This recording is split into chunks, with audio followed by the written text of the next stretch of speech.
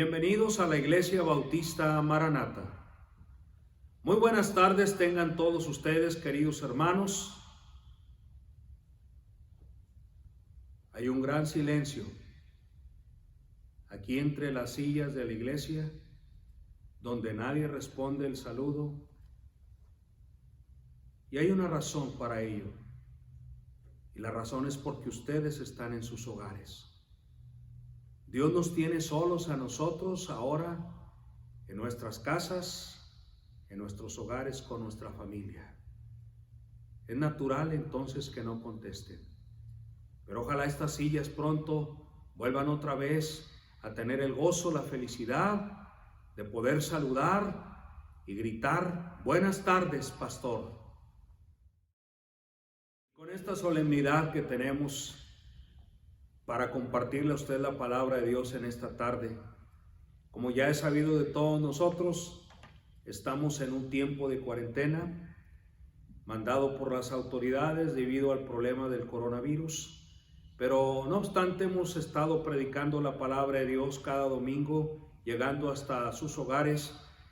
A diario les estamos mandando un devocional para que usted también tenga algo de alimento espiritual a su vida y pueda fortalecer su fe hasta que regresemos nuevamente a llenar estos lugares donde Dios nos ha permitido congregarnos como iglesia, hermanos.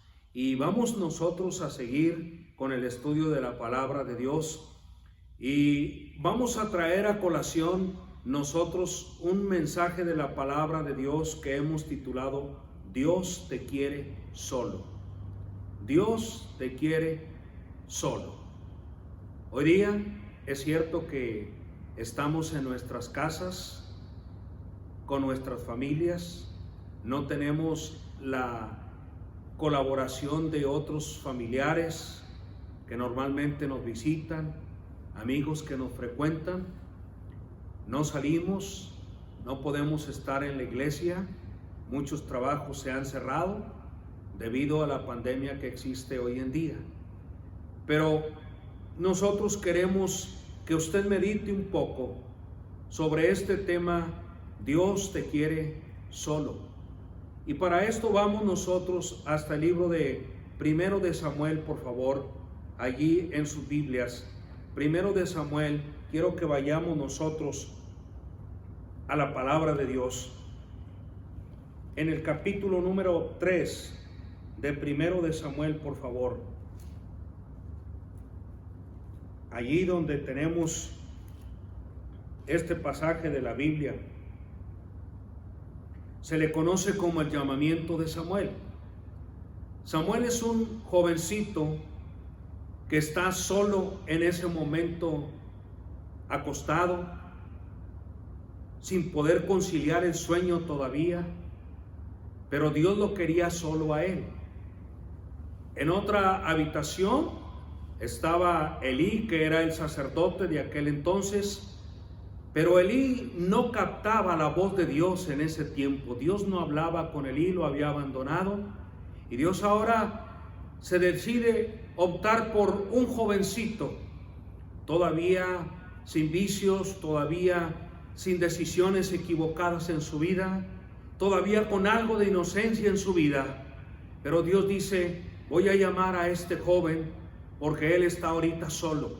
Recuerde que a Samuel su mamá lo había llevado a consagrar al templo para que estuviera de ahí en adelante todos los días en la casa de Dios. Y veamos nosotros el capítulo 3 de Primero de Samuel, el versículo número 4. Dice la palabra de Dios: Jehová llamó a Samuel y él respondió: heme aquí. Y corriendo luego Elí dijo: heme aquí, ¿para qué me llamaste? Y él le dijo: yo no te he llamado, vuelve y acuéstate. Y él se volvió y se acostó. Y Jehová volvió a llamar otra vez a Samuel. Y levantándose Samuel, vino a Elí y dijo: heme aquí, ¿para qué me has llamado?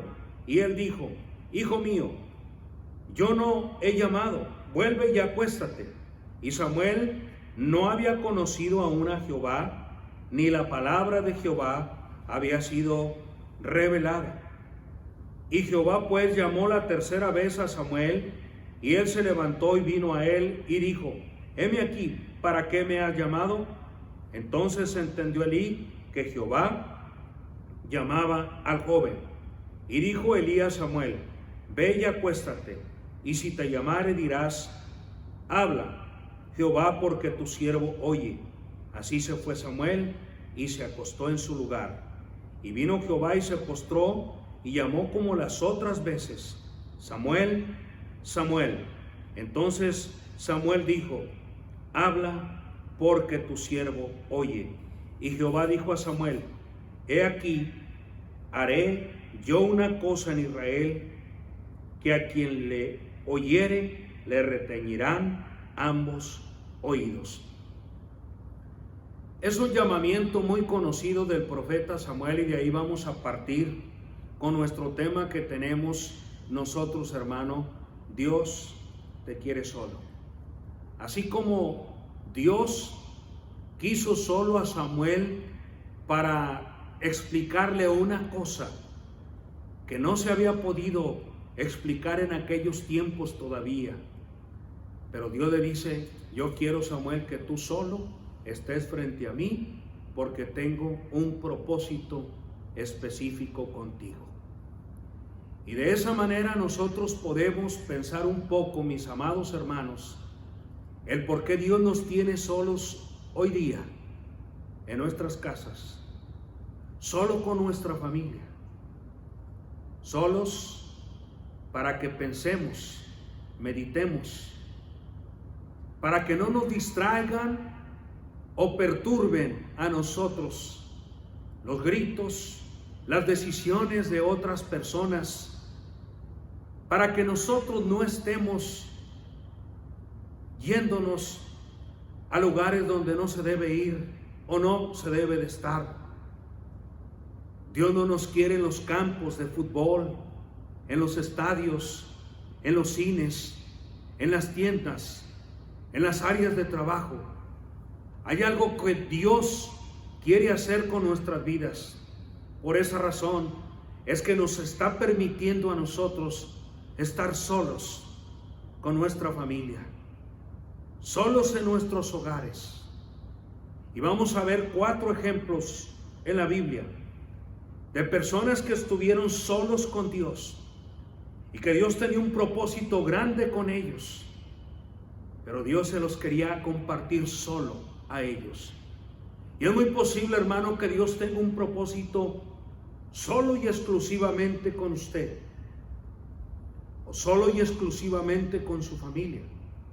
Por eso es que Dios los quiere solos a ustedes. Ojalá que Dios pueda cumplir el propósito a través de esta pandemia y de estar nosotros en los hogares para pensar, meditar, madurar, crecer, planear, desarrollar, practicar la bendita palabra de Dios. No estamos solos en los hogares para estar metidos en las redes sociales. No crea que es la oportunidad de la vida para aprovechar todo el tiempo con viejos amigos, con familiares que no he compartido por mucho tiempo a través de las redes sociales. Hermanos, el tiempo para que usted esté solo en casa, medite, piense, comparta con sus hijos. Y vamos a ver a través de estos ejemplos muy prácticos cuál era el propósito que Dios buscaba con estos hombres que solos los tuvo a ellos frente a frente, porque tiene grandes propósitos para compartir con cada uno de ellos. Veamos el primero. Dios te quiere solo porque tiene un propósito, hermano, para ti. En el libro del Éxodo capítulo 3 conocemos la historia de Moisés. Vamos a recordar algo en cuanto a esta historia de Moisés. Primero, Dios quiere a Moisés solo para que Moisés saque a su pueblo de Egipto. Número 1, Dios quiere a Moisés solo para que Moisés saque a su pueblo de Egipto. Así es como le dice Jehová Dios a Moisés. En el libro de Éxodo capítulo 3, el versículo 4, dice la escritura: viendo Jehová que él iba a ver, lo llamó Dios de en medio de la zarza y dijo: Moisés, Moisés. Y él respondió: heme aquí. Versículo 7. Dijo luego Jehová: bien he visto la aflicción de mi pueblo que está en Egipto, y he oído su clamor a causa de los exactores, pues he conocido sus angustias, y he descendido para librarlos de mano de los egipcios, y sacarlos de aquella tierra a una tierra buena y ancha, a tierra que fluye leche y miel, a los lugares del cananeo, del eteo, del amorreo, del fereceo, del heveo y del jebuseo. El clamor pues de los hijos de Israel ha venido delante de mí, y también he visto la opresión con lo que los egipcios los oprimen.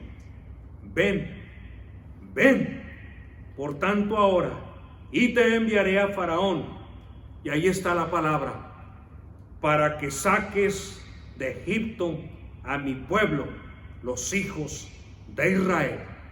Moisés, yo quiero que tú los libertes. Quiero usarte a ti como el gran libertador de mi pueblo amado, porque ellos están en esclavitud. He oído el clamor de ellos ante sus opresores, los egipcios. Pero vemos que Dios se le apareció en una zarza a Moisés. Solo él estaba en el monte de Dios, monte Horeb, monte Sinaí, también se le conoce como el monte de Dios. Y le dice: Moisés, Moisés, igual que a Samuel. Y Moisés dice: heme aquí. La misma respuesta. Y Dios dice: venga, Moisés, yo quiero hablar a solas con usted. Dice: yo he oído el clamor de mi pueblo, cómo los están oprimiendo, y yo te he escogido a ti en este monte para que tú seas el libertador, para que usted saque a mi pueblo de la esclavitud de Egipto. Y hermanos, para eso es que Dios nos tiene ahora allí en el hogar. Mire la casa de usted como ese Sinaí, como ese monte Horeb, como el monte de Dios. Y mire que en su propio hogar Dios le dice solo a usted: ven, que yo quiero hablar contigo para que tú saques a mi pueblo. Imagínese que el pueblo es la familia suya, su esposa, sus hijos, capitaneados por usted, y que ellos tienen gran necesidad de libertad, como lo tenía el pueblo de Dios en aquel tiempo. Y es que, hermano, tenemos que pensar que nuestras familias han sido perturbadas, arrebatadas por el mundo mismo. El diablo los ha sacado y los maneja como títeres. Es una realidad que debemos nosotros estar atentos a ella. Y usted sabe que a través de medios no ha podido usted libertarlos. Les ha comprado cosas, los ha llenado de bienes, de comodidades. Ha luchado usted para que sean muchachos sanos y no se le enfermen, y en parte lo ha conseguido, y qué bueno por eso. Pero hay una cosa que no hemos logrado hacer con nuestra familia, y es libertarlos del mundo.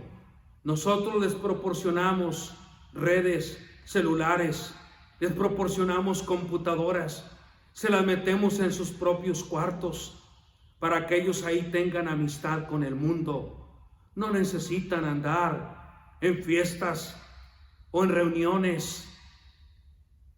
En el mismo cuarto de usted se hace la pachanga, se arma la discoteca, allí mismo está la fiesta a todo lo que da.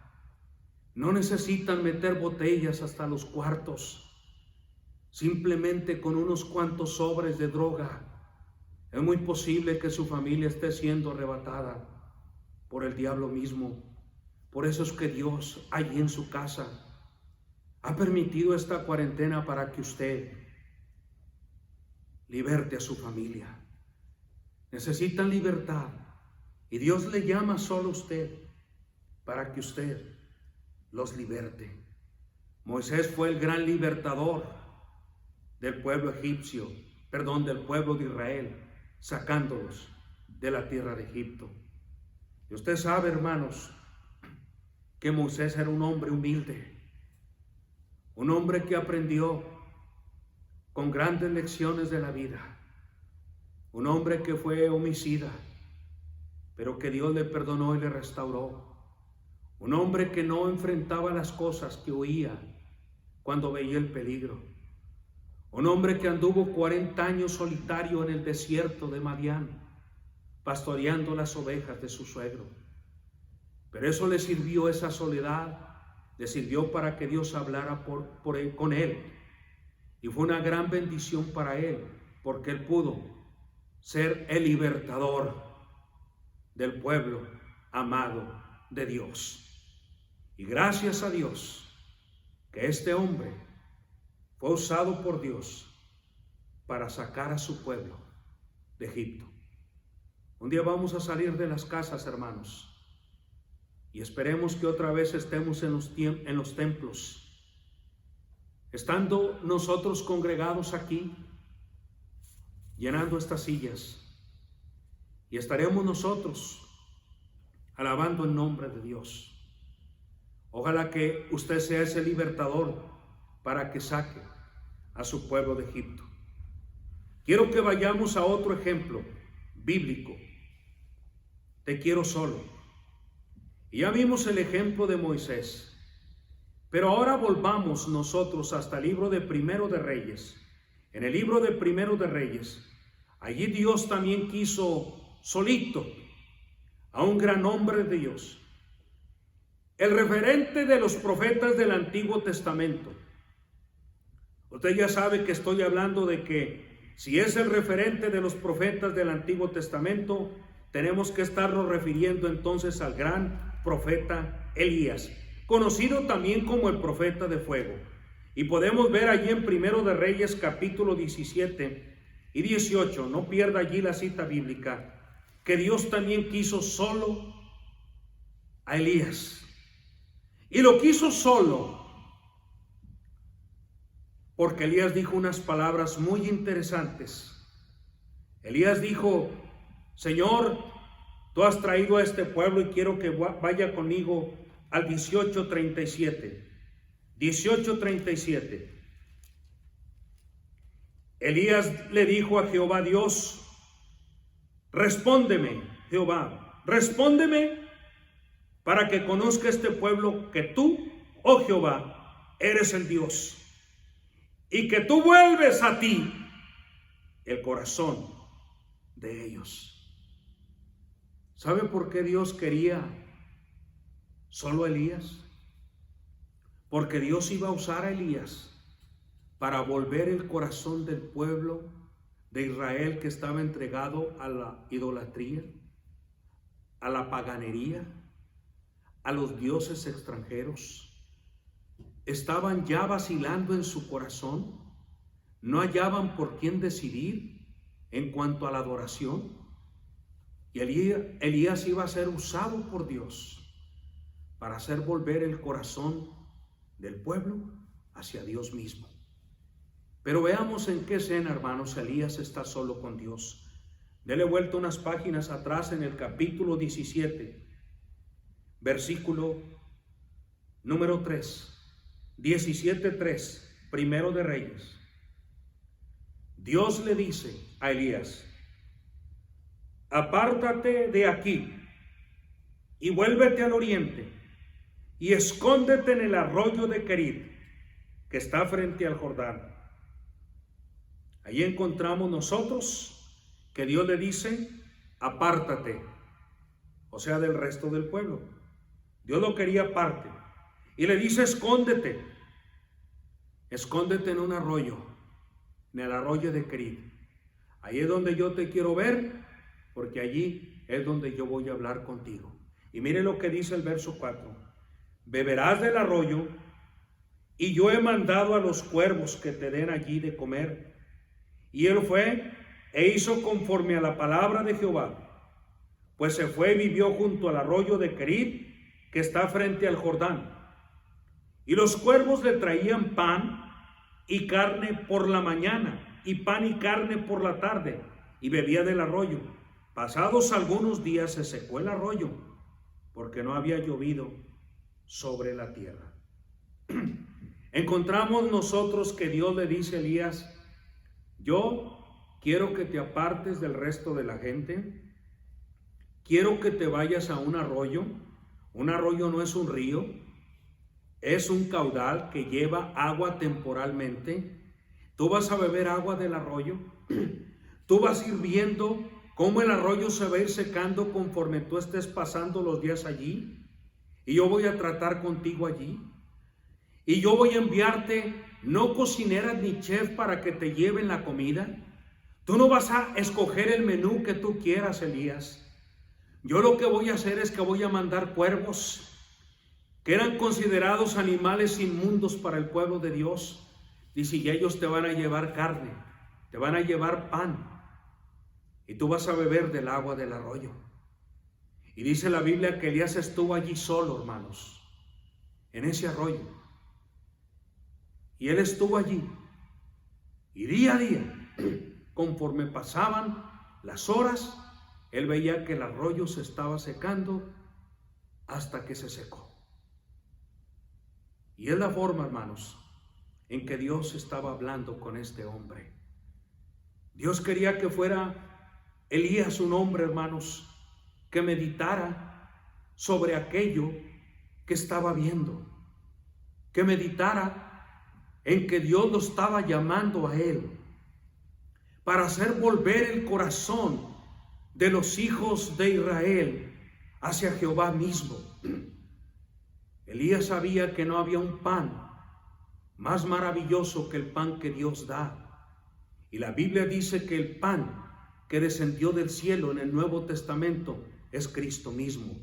Y la Biblia dice que el agua que no se seca, aunque el agua del arroyo se secó, pero el agua que no se seca, porque correrá en nuestro interior como un manantial que salta para vida eterna, es el agua viva. Y esa agua es el agua de la palabra de Dios, y es nada menos y nada más que nuestro Señor Jesucristo. Elías estuvo solo en ese arroyo. Hermanos, es muy bonito que ahorita estemos nosotros en las casas en esta cuarentena. Es bonito que estemos en familia, pero déjele digo una cosa importante. Dios no saca a la iglesia para llevarla a los hogares, nunca, no es su plan. Dios saca la casa para traerla a la iglesia. Eso es lo bíblico.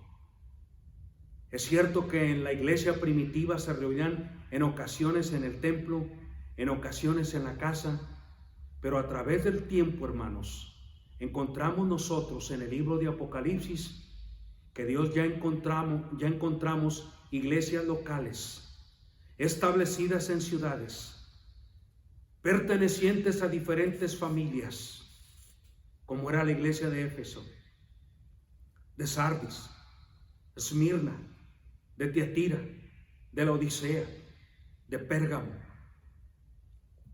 de Filadelfia.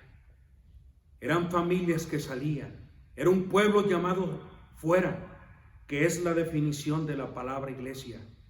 Son familias sacadas del mundo, hermano, y de sus hogares para venir a conformar un cuerpo, que es la iglesia.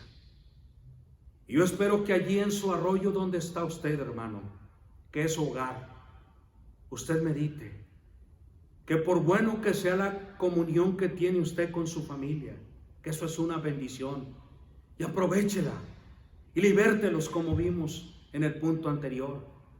Pero también medite usted, hermano, que el arroyo pronto se va a secar. Aunque la palabra es una fuente inagotable, pero pronto se seca, hermano. Pronto tendremos la necesidad de congregarnos otra vez. Y mire usted día a día cómo nos hace falta escuchar la palabra del pastor que Dios ha levantado. de líderes y maestros que se han preparado para compartirle a usted, del resto de los hermanos, de los niños y de los jóvenes, de los coros que cantan, de los grupos que se forman, de cerca de 100 personas que salimos a ganar almas cada sábado, del anhelo que tenemos de quedarnos a platicar, veces hasta 1 hora después de que ha terminado el servicio, que no queremos regresar a casa. El arroyo pronto se secará, hermano, y desearemos nosotros regresar, y ojalá que usted tenga ese deseo al tope y que diga: yo quiero regresar a la iglesia, escuchar la palabra de Dios. Nos van a dar un incentivo económico a muchos, es cierto, pero eso se va a agotar. Pero usted sabe, hermano, que aunque muchas veces le hemos fallado a Dios en lo económico, usted sabe que nunca nos ha dejado nuestro amado Dios, que siempre nos ha tenido con amplia y harta provisión a nuestra vida. Elías será preparado para hacer volver el corazón de ellos. Es posible que tú, hermano amado, has perdido el corazón de tus hijos, que ya no te comunicas, que no hay confianza, que prefieren platicar o estar con amistades que contigo como padre. Nuestros padres deben de ser nuestros héroes. Nuestras madres deben de ser el ejemplo a seguir. Parece que hemos perdido el corazón de ellos. Pero no se preocupe, hermano. Por algo Dios lo tiene allí. Su arroyo de Querit es su casa, es su hogar, es su familia. Gane el corazón de ellos. Si va conmigo al capítulo 18, 21 de ahí de Primero de Reyes. Una de las formas en que entendemos que estamos perdiendo el corazón de ellos, Elías lo da en el 18, 21, donde dice: y acercándose Elías a todo el pueblo dijo: ¿hasta cuándo claudicaréis vosotros entre dos pensamientos? Si Jehová es Dios, seguidle, y si Baal, id en pos de él. Y el pueblo no respondió palabra. Una de las formas que usted va a conocer que está perdiendo el corazón de sus hijos es cuando ve a sus hijos claudicar.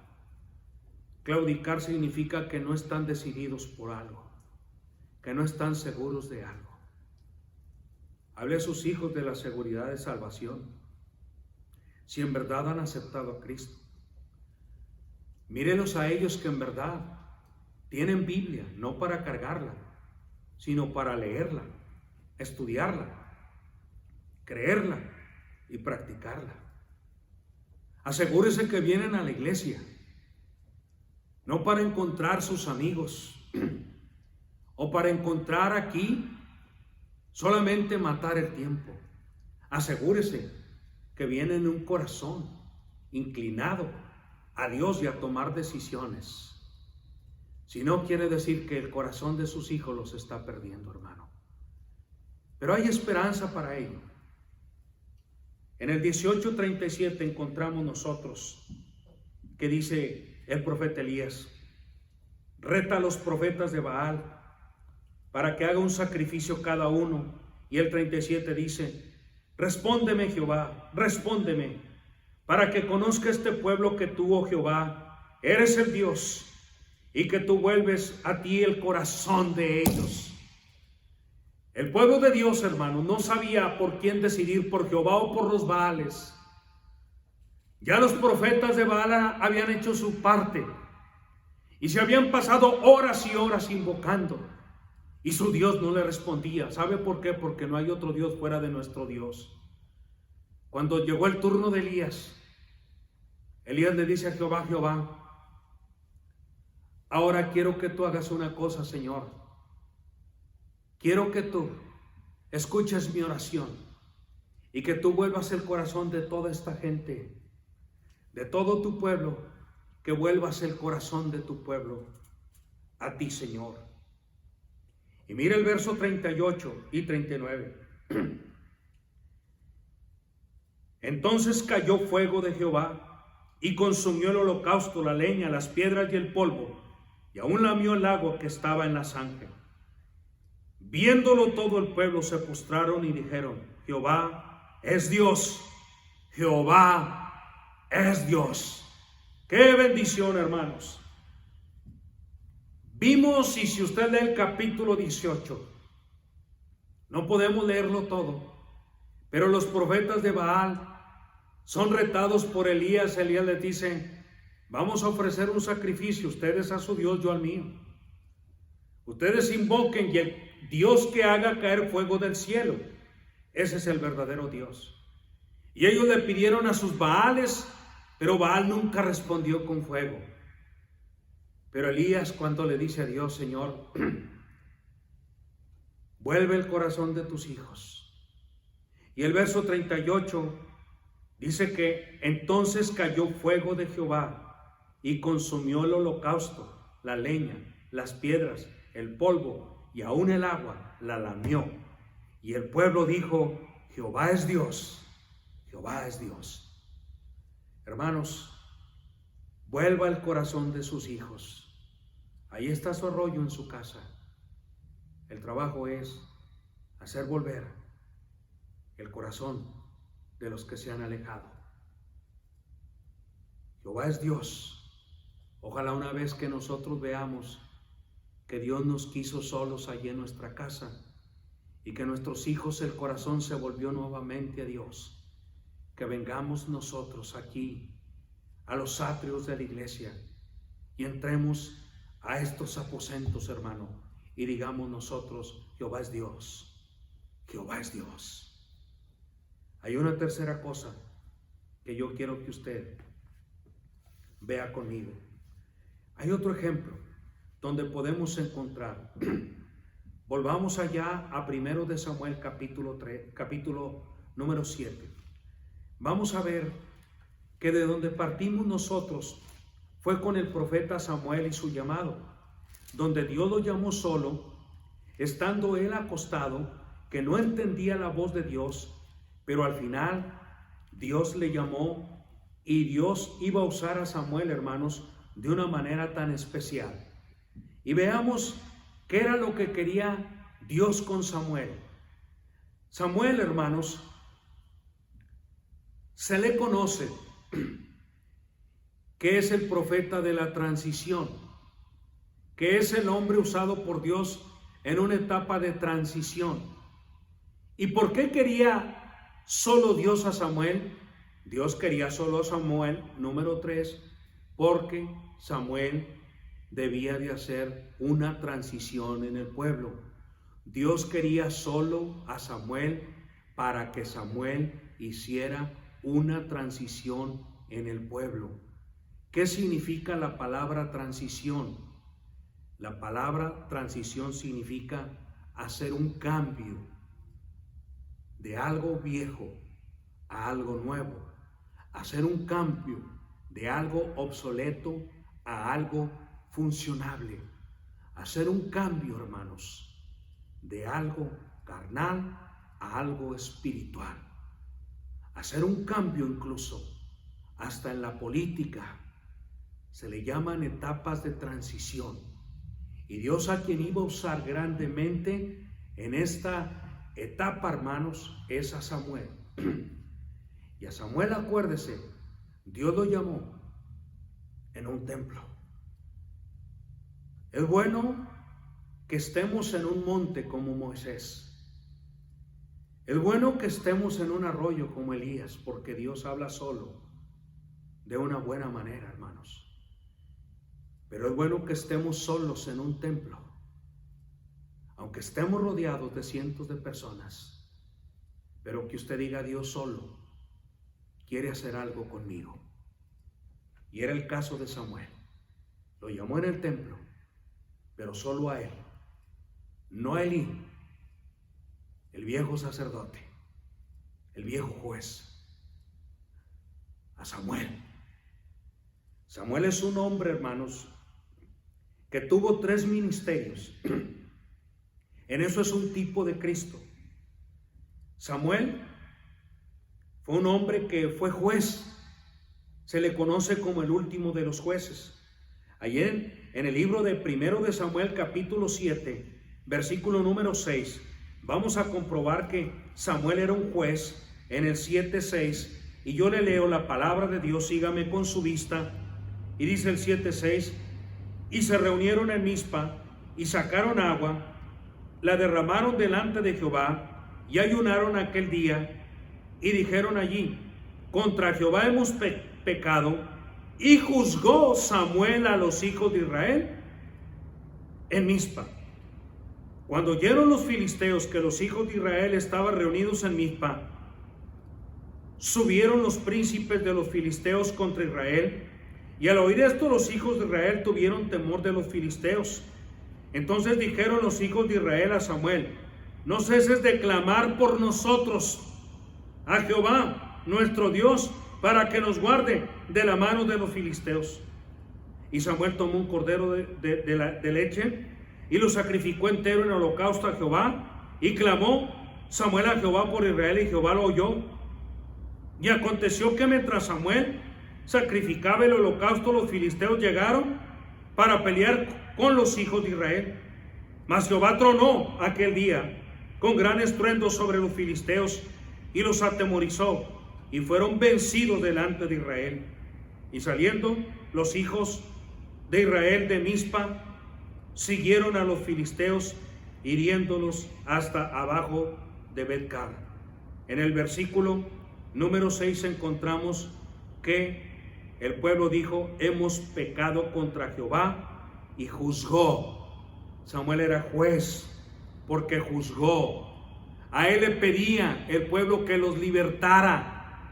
En este pasaje que hemos leído, encontramos a Samuel en este mismo pasaje, que él también, hermanos, era sacerdote, porque sacrificó un cordero, dice, de leche, y lo ofreció en sacrificio, y solo un sacerdote podía hacer estos sacrificios. Samuel tenía dos oficios, era juez y era sacerdote. Pero encontramos en el 3:20 de 1 de Samuel, hojas atrás, que Samuel era profeta.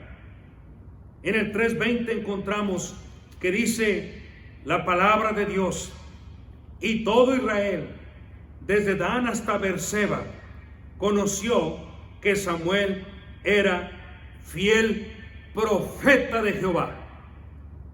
En el Nuevo Testamento solamente hay un personaje que tiene estos tres ministerios, y ese es Cristo. Cristo es juez, porque juzgará a los vivos y a los muertos. Hechos 17.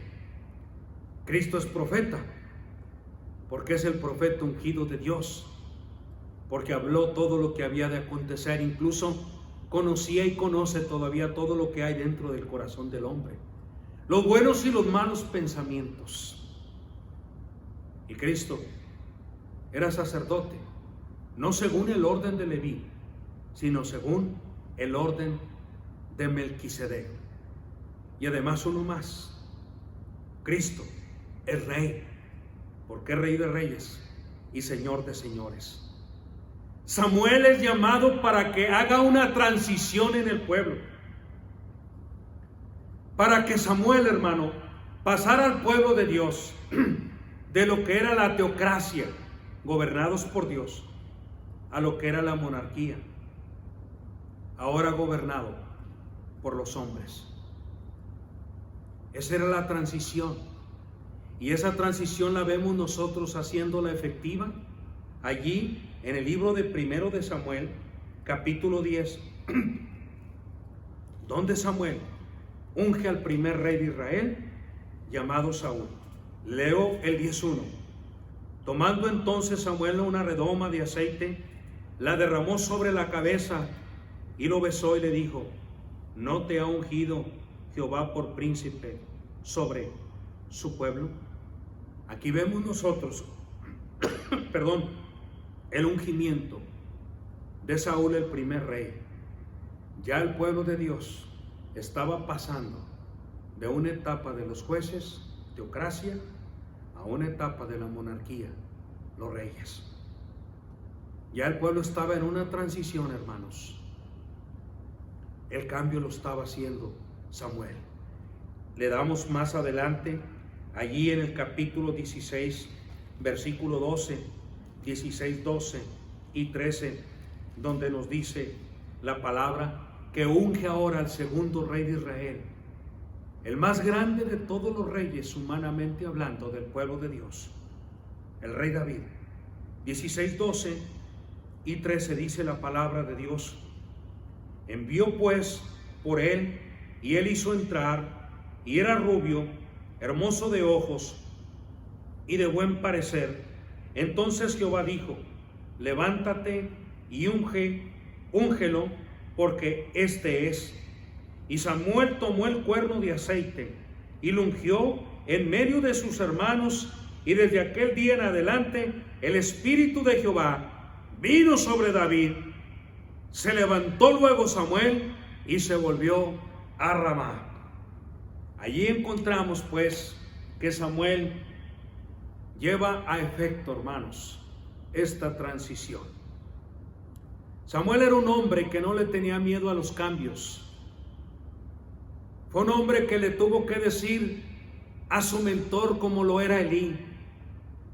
Le dijo: Elí, Dios ha dicho que te va a quitar a ti y a tus hijos, y va a ser una cosa grande en Israel. No le tenía miedo a los cambios. Samuel le dijo un día al rey Saúl: Saúl, Dios te ha desechado a ti, siendo el rey. Un rey en ese momento le hubiera dado una puñalada y lo mata y lo calla.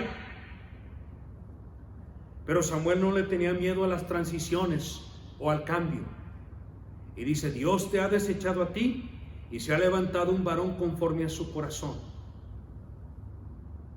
Samuel no le tenía miedo a los cambios, hermano. Hizo un cambio importante en la cuestión religiosa en Israel, a grado que fue el que fundó la primera escuela organizada de profetas.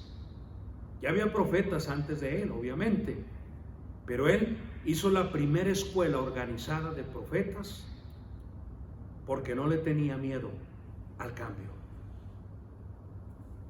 Ahora usted en el templo, hermano, ahora mire su casa como si fuera un pequeño templo. Mire su familia como una familia donde Dios ya habló con ellos en un monte como con Moisés, en su propia casa, en un arroyo como con Elías, en el arroyo de Querid. Pero ahora Dios habla en el templo. ¿Y sabe para qué son los templos, hermano?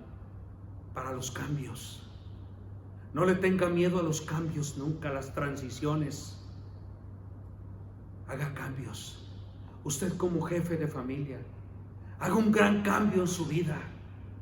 Sea distinto ante los suyos, ante su mujer, que lo vean diferente, que tengan un apoyo, no una carga. Porque han de preferir estar hablando más con viejas amistades a través del Facebook o de las redes, a estar platicando con su esposo. O usted como esposo estar prefiriendo los viejos amigos del barrio, del pueblo, del rancho, a preferir estar hablando con su familia. No tenga miedo a los cambios, en que lo vean orando y meditando y teniendo un lenguaje sano, santo, espiritual, en que tiene planes para la vida y para la familia. Y no nomás que ven que se escapan días y años como si fuera agua entre las manos. No tenga miedo a los cambios. Dios quiere hacer un gran cambio en usted. Finalmente,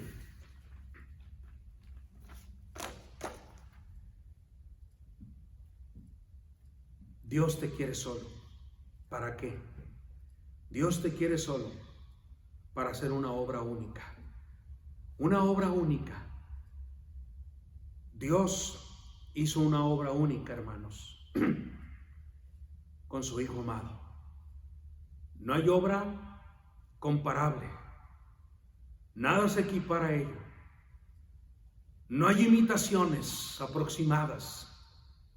Yo creo todas están muy alejadas de lo que es una obra única. Y la obra única que Dios hizo con su Hijo fue en la cruz del Calvario. Yendo hasta el Evangelio San Lucas capítulo 23. En Lucas 23, allí podemos nosotros encontrar la obra única que Cristo hizo. Los budistas quieren ser igual a Buda, pero en sus concentraciones y meditaciones creen que imitándolo a él van a poder proyectarse y van a poder ser mejores. Y déjeme le digo una cosa, hermanos, nadie puede hacer la obra que Cristo hizo. Es una obra única. Y por eso Dios nos tiene en nuestras casas, porque su familia es única. Usted es único. Y la obra que Dios va a hacer con usted y ustedes es única. No hay comparación, no hay igual. En Lucas capítulo 23, versículo 34, usted puede encontrar allí que Cristo, cuando va a la cruz del Calvario y estando ya crucificado, dice el 34, Jesús decía: Padre, perdónalos porque no saben lo que hacen. Cristo aquí, hermanos, en esa obra única, en la cruz, hace una obra de perdón. Una obra de perdón. Hace una obra también de promesa. En el 23:43, uno de los malhechores le pide que le salve y que le lleve, hermanos, al reino. Y Cristo le promete esto. Verso 43. Jesús le dijo: de cierto te digo que hoy estarás conmigo en el paraíso. Y encontramos al Señor solo hasta el final. 23:46. Entonces Jesús, clamando a gran voz, dijo: Padre, Padre, Padre, en tus manos encomiendo mi espíritu. Y habiendo dicho esto, expiró. Él estuvo solo, crucificado en esa obra única. Los discípulos querían seguirle. Allá en San Juan capítulo número 13, no vamos a ir allá, pero en Juan capítulo 13, Cristo le dijo a sus discípulos: lo que yo voy a hacer, vosotros no lo podéis hacer. El apóstol Pedro le dijo: Señor, ¿a dónde vas? Nosotros iremos contigo. Y si es posible, nuestra vida pondremos por ti. Jesús le dijo: tu vida pondrás por mí. Antes de que el gallo cante me habrás negado 3 veces. Cristo hablaba de esto, hermano, hablando de que nadie podía acompañarle en la cruz del Calvario. Ni siquiera su Padre Celestial le pudo rescatar. Él tuvo que consumar la obra única que Él hizo para perdonar, como vimos en el 34, para prometernos a nosotros como Él hizo la promesa, para redimirnos, solo Él. Una obra única y perfecta. Esa es la obra que Dios quiere hacer con usted. ¿Se acuerda que Cristo decía a cada uno: si alguno, no dijo si todos, si alguno quiere venir en pos de mí, tome su cruz cada día, niéguese a sí mismo y sígame? Esto habla de a ti solo. Tome su cruz, sígalo. Es una obra única que Dios quiere hacer con usted. Una obra única que Dios quiere hacer con ustedes como familia. Por eso estamos en esta cuarentena. Encuéntrele un propósito espiritual a esta cuarentena. El estar compartiendo textos, mensajes por aquí o por allá, no es malo, hermanos. De alguna manera nos refresca el alma y nos hace conocer más de Dios. Pero medite más el por qué estamos solos. Y es porque Dios quiere hacer una obra única con usted en la cruz del Calvario.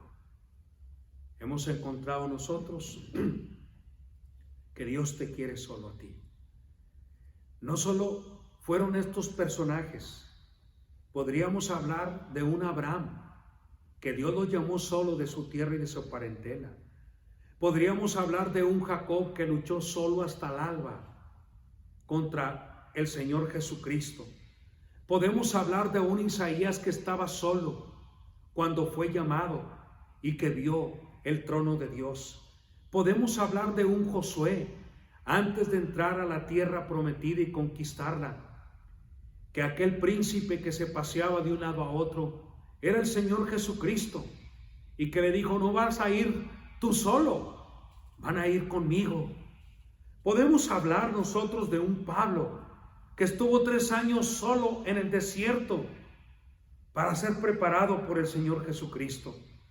Podemos hablar de un David que estaba solo en aquellas cuevas, hermanos, donde se escondía.